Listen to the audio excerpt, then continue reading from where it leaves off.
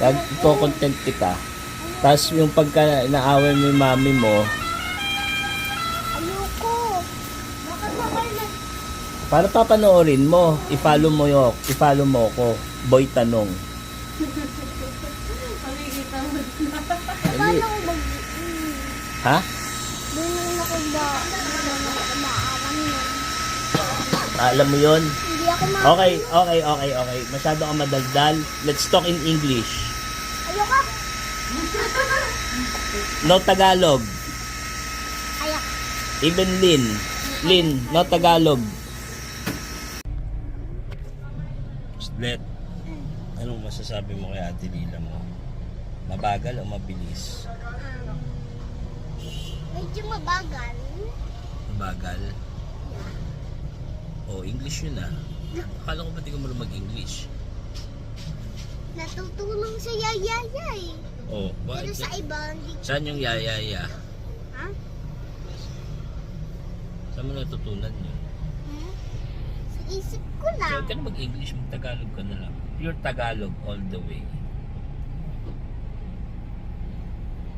Gusto ko, yung kahit yung menu ng Jollibee, hindi mo na rin mabasa kasi English. Oh. Pag nag-Jollibee, hindi mo alam sabihin yung Jollibee kasi English yun eh. English. Oh. English speaking. Ano bang ng Tagalog ng Jollibee? Jollibee. Hindi ah. Masayang bubuyog. Oo. Oo. Ay, sabi mo hindi ka man mag-English. Kaya hindi mo siya pwedeng sabihin Jollibee. Masayang bubuyog.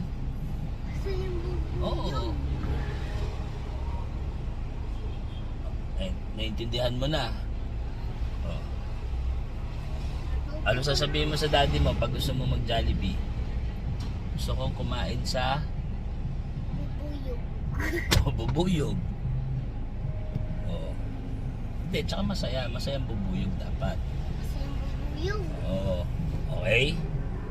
Kasi ayaw mo magpaturo ng English, ayaw mong kausapin namin kayo ng English, ayaw mong kausapin ka ng English, o di, yun na lang, masayang bubuyog. Mabilis lang. Oo. Bilis lang, tagal mo daw. Oo. Bilang mo may sukle. Kasi nga Nag-Gcash ako. Salamat eh. Libre tayo guys si Ate Lilsa. Coffee.